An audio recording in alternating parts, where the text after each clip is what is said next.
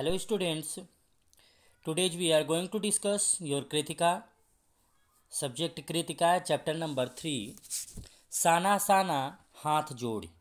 Okay बेटा, तो आपका कुछ चैप्टर में पहले ही एक्सप्लेन हो चुका है, यहाँ से बचा है, यहाँ से हम कर लेते हैं। ठीक है, तो आपके हिंदी सब्जेक्ट में क्लास 10th के हिंदी सब्जेक्ट में कृतिका कृतिका के पाठ 3 से हम स्टार्ट करेंगे। पाठ 3 का क्या नाम है? साना साना हाथ जोड़, यानी धीरे धीरे हाथ जोड़।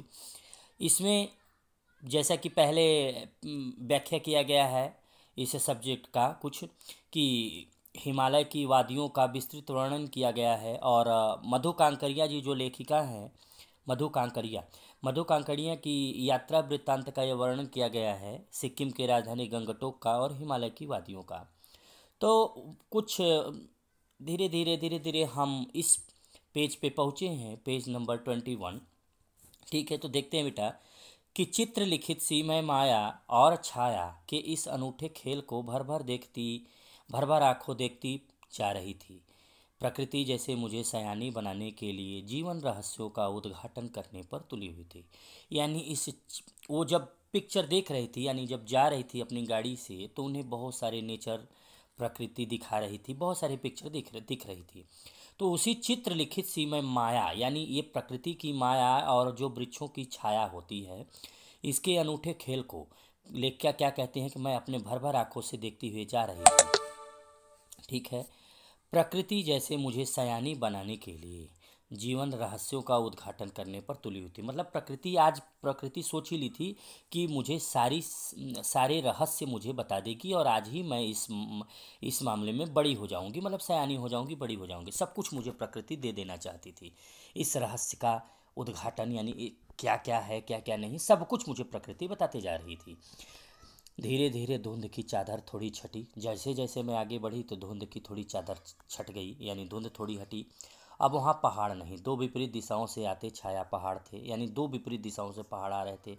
थोड़ी देर बाद ही वे छाया पहाड़ अपने श्रेष्ठतम रूप में मेरे सामने थे। यानी जैसे छोटे छोटे आपको परछाई दिखाई देती, जैसे जैसे पास जाए वो बड़ा पहाड़ आ गया। जीप थोड़ी देर के लिए रुकवा दी गई थी, यानी इनकी यात्रा किससे हो रही थी? जीप से। मैंने गर्दन घुमाई, सब ओर जैसे जन्नत बिखरी पड़ी थी। मतलब मैंने गर्दन घुमाई तो सभी ओर क्या था बेटा? जन्नत, जन्नत पड़ी हुई थी। ठीक है, जन्नत बिखरी पड़ी थी।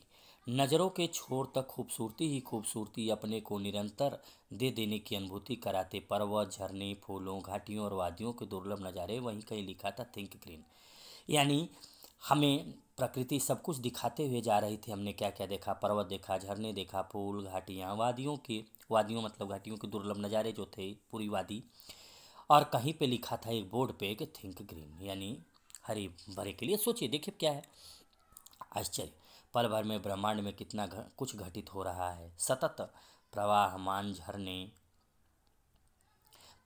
झरने, नीचे वेग से बहती तीस्ता नदी, यानी झरना। और कौन सी नदी बह रही है? तीस्ता नदी। सामने उठती धुंध भी है, ऊपर मंडराते आवारा बादल जो इधर उधर घूम रहे हैं। मध्यम मध्यम धीरे धीरे हवा में हिलोरे लेते प्रियोत्वा और रोंड्रोडेंड्रो के फूल भी दिखाई दे रहे हैं। सब अपनी अपनी लय, तान और प्रवाह में बहते हुए चैरवेति, यानी धीरे धीरे सब बह रहे हैं। ठीक है, और समय के इसी सतत प्रवाह में तिनके सा बहता हमारा वजूद भी, मतलब हमारा जो वजूद है, हमारा जो अस्तित्व है। ठीक है बेटा, ये भी चल रहा था। पहली बार एहसास हुआ जीवन का आनंद है यही चलायमान सौंदर्य, यानी पहली बार हमें यह एहसास हुआ, लेखिका कह रही कि पहली बार हमें एहसास हुआ कि यह जो जीवन का आनंद है यही क्या है? यही चलायमान सौंदर्य है, यही चलते हुए सौंदर्य है। भीतर बाहर की रेखा मिट गई थी, यानी भीतर बाहर की आत्मा की सारी खिड़कियाँ खुलने लगी थी। मैं सचमुच ईश्वर के निकट थी, मतलब मैंने इतना सुंदर नज़ारा कहीं नहीं देखा था। मुझे ऐसा लगा कि ईश्वर मेरे पास हैं।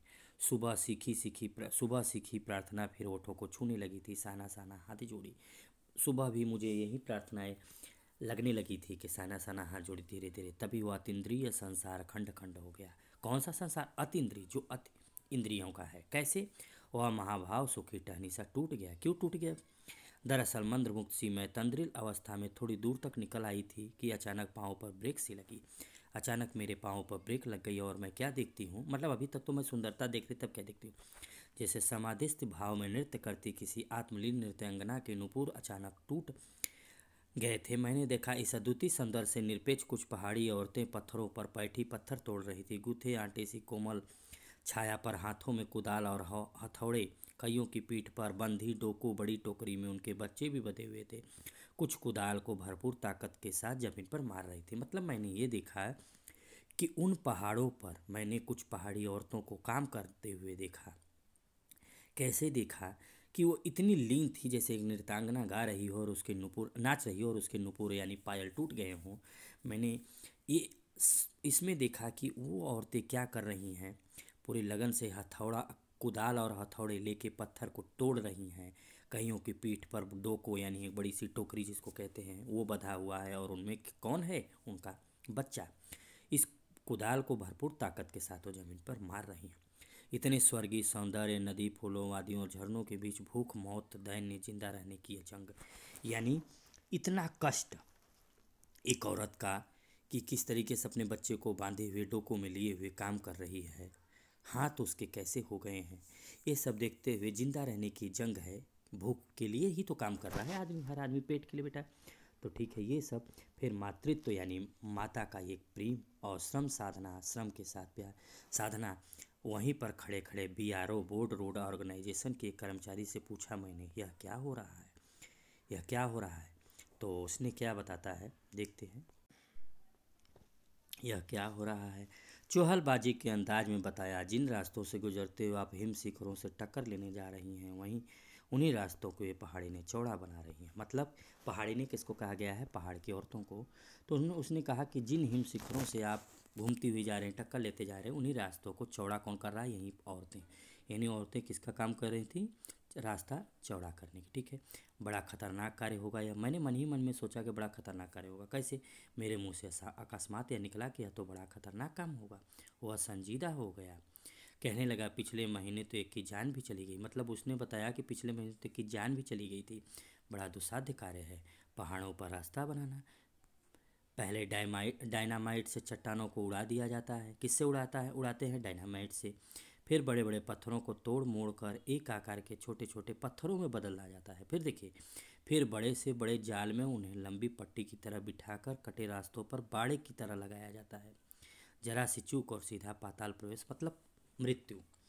ठीक है बेटा, तो किस तरीके से रोड बनता है। और तभी मुझे ध्यान आया इन्हीं रास्तों पर एक जगह सिक्किम सरकार का बोर्ड लगा था, जिस पर बड़े बड़े अक्षरों में लिखा था, ever wondered who defied death to build these roads. ठीक है, आप ताज्जुब करेंगे इन रास्तों को बनाने में लोगों ने मौत को झुठलाया है। मतलब उसमें हिंदी में का मतलब ये हुआ। ठीक है, एकाएक मेरा मानसिक चैनल बदल गया। मतलब मैं कुछ और सोचने लगी, मन पीछे घूम गया। इसी प्रकार एक बार पलामू और गुमला के जंगलों में देखा था पीठ पर। पलामू और गुमला कहाँ है, झारखंड में है। तो उन जंगलों पर देखा था कि पीठ पर बच्चों को कपड़े से बांधकर पत्तों की तलाश में बन डोलती आदिवासी युवतियाँ। पत्ते, उन आदिवासी युवतियों के फूले हुए पाँव, और क्या था, यानी फूले हुए पाँव। तो ये देखा कि इन पत्थरों पर तोड़ती पहाड़िन के हाथों में पड़े ठाठे एक ही कहानी कह रहे थे कि आम जिंदगी की कहानी ये हर एक जगह सी नहीं है। सारी मलाई एक तरफ, सारे आंसू, अभाव, यातनाएं और वंचना एक तरफ।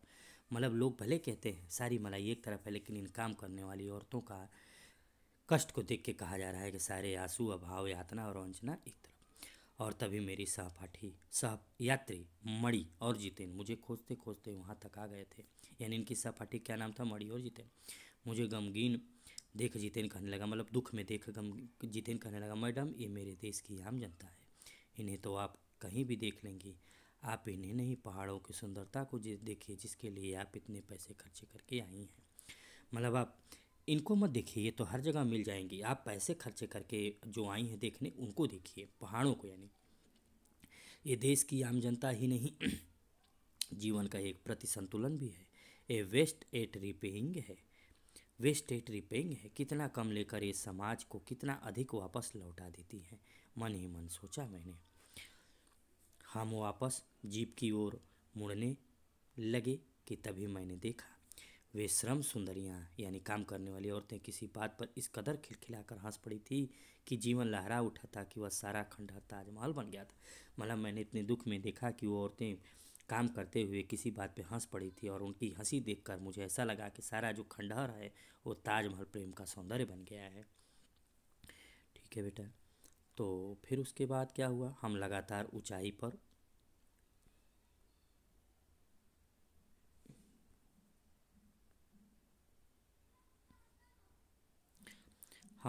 ऊंचाई पर चढ़ते जा रहे थे। जितेन बता रहा था कि अब हम हर मोड़ पर हेयर पिन बेंट लेंगे और तेज़ी से ऊंचाई पर चढ़ते जाएंगे। मतलब तेज़ी पर ऊंचाई पर चढ़ने के लिए हमें क्या लेना पड़ेगा, हेयर पिन बेंट लेना पड़ेगा।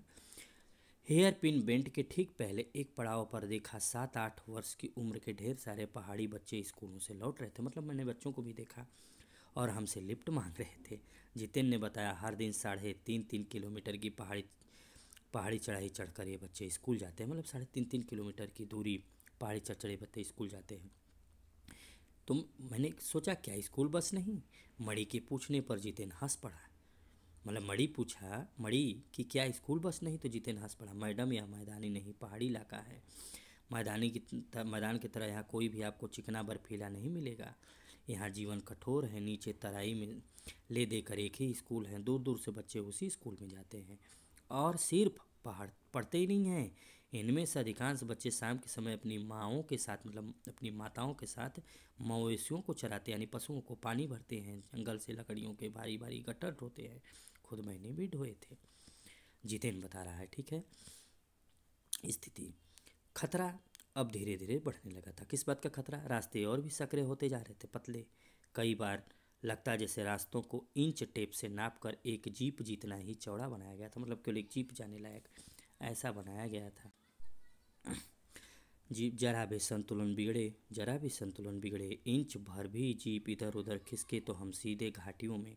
इन रास्तों पर जगह जगह लिखी चेतावनियों भी हमें खतरों के प्रति सजग कर रही थी। सामने ही लिखा था, धीरे चलाएं, घर में बच्चे आपका इंतजार कर रहे हैं। थोड़ा और आगे बढ़े कि फिर एक चेतावनी, beware man eater around. मतलब क्या है? पर हमें नरभक्षी जानवर नहीं, दूध देने वाले याक दिखे। यानी याक क्या है? याक दिखे। ये दूध देने वाले याक थे। जानवर बैल की श्रेणी में आते हैं। काले काले ढेर सारे याक दिखे हमें। पहाड़ों पर गिरती बर्फ से प्राकृतिक ढंग से रक्षा करने वाले घने घने बालों वाले याक। यानी इन बालों की खूबसूरती क्या थी याक की, कि ये गिरती बर्फ से प्राकृतिक ढंग से रक्षा करने वाले घने घने बाल। इनकी बर्फ से रक्षा कौन करता था? इनके जो घने घने बाल थे काले रंग वाले। ठीक है, ये होता था। ठीक है, तो ये हमने देखा। फिर उसके बाद सूरज ढलने लगा था। हमने देखा कुछ पहाड़ी औरतें गायों को चरा कर वापस लौट रही थी। कुछ के सिर पर लकड़ियों के भारी भरकम गट्ठर थे, यानी शाम के समय लकड़ियां ली थी। ऊपर आसमान में धुंध थे, बादल से घिरे हुए थे। उतरती संध्या में जीप अब चाय के बागानों से गुजर रही थी, मतलब चाय के बगीचों से। फिर एक दृश्य ने मुझे खींचा। क्या दिखा इन्होंने? नीचे चाय के हरे भरे बागानों में कई युवतियां बोकू पहने। बोकू क्या होता है? एक सिक्किम का परिधान होता है बेटा, कपड़ा। तो बोकू पहने चाय की पत्तियां तोड़ रही थी। सिक्किम में चाय की खेती होती है। नदी की तरह उफान लेता उनका यौवन, यानी उनकी खूबसूरती और श्रम से दमकता गुलाबी चेहरा, और श्रम से काम करते और उनका गुलाबी चेहरा। एक युवती ने चटक लाल रंग का बोकू पहन रखा था, वही कपड़ा। ठीक है। सघन सघन हरियाली के बीच चटक लाल रंग डूबते सूरज की स्वर्णिम और सात्विक आभा में कुछ इस कदर इंद्रधनुषी छटा बिखेर रही थी कि मंत्रमुग्ध सी मैं चीख पड़ी थी। कितनी अधिक सौंदर्य मेरे लिए असह्य था। मतलब मुझे वो सुंदरता बहुत अच्छी लगी चाय की और वो औरतों की। लेखिका का कहना है, फिर युमथांग पहुंचने के लिए हमें रात भर लायुंग में पड़ाव लेना पड़ा। मतलब लायुंग के बाद युमथांग है। तो युमथांग पहुंचने के लिए ने पहले लायुंग में रुकना पड़ा। गगनचुंबी पहाड़ों के बीच, पहाड़ों के तल में सांस लेती एक नन्ही सी शांत बस्ती का क्या नाम था? लायुंग। सारी दौड़ धूप से दूर जिंदगी जहाँ निश्चिंत सो रही थी, उसी लायुंग में हम ठहरे थे। तीस्ता नदी के तीर पर यानी किनारे तीस्ता नदी के तीर पर बसे लकड़ी के एक छोटे से घर में मुंह हाथ धोकर मैं तुरंत ही तीस्ता नदी के किनारे बिखरे पत्थरों पर बैठ गई। सामने बहुत ऊपर से बहता झरना एक बह रहा था। नीचे तीस्ता नदी कलकल की आवाज़ में मिल रही थी। मध्यम मध्यम यानी धीरे धीरे हवा भी बह रही थी। पेड़ पौधे भी झूम रहे थे। गहरे बादलों की परत ने चांद को ढक रखा था। सुंदरता देखिए बेटा। बाहर परिंदे यानी पक्षी बाहर थे। लोग अपने घरों की ओर लौट रहे थे। वातावरण में अद्भुत शांति थी। मंदिर की घाटियों सी घुंघरुओं की रुनझुनाहट सी, यानी मंदिरों की घंटियां जो होती हैं और घुंघरुआं उनके जैसी। आंखें अनायास ही भर आई, मतलब मेरी आंखें में पानी आ गया, आंसू आ गया। ज्ञान का नन्हा सा बोधिसत्व जैसे भीतर उगने लगा, मतलब मेरे अंदर ज्ञान का पूरा प्रेम उमड़ने लगा। वहीं सुख शांति और वहीं सुकून है जहाँ अखंडित संपूर्णता है। पेड़ पौधे पशु और आदमी सब अपनी अपनी लय ताल और गति में है, मतलब सब काम कर रहे हैं, सब अपने अपने लय में है। यही एक जीवन का अखंडित संपूर्ण है। हमारी पीढ़ी ने प्रकृति की इस लय ताल और गति से खिलवाड़ कर अक्षम्य अपराध किया है। मतलब हमारी पीढ़ी ने इस प्रकृति को बहुत नुकसान दिया है। नहीं तो प्रकृति कितनी अच्छी कितनी सुंदर होती। हिमालय अब मेरे लिए कविताएं नहीं दर्शन बन गया था। ठीक है बेटा। तो बेटा अब नेक्स्ट पेज नंबर 25 से हम आपको नेक्स्ट पार्ट वीडियो देंगे। Okay, thank you.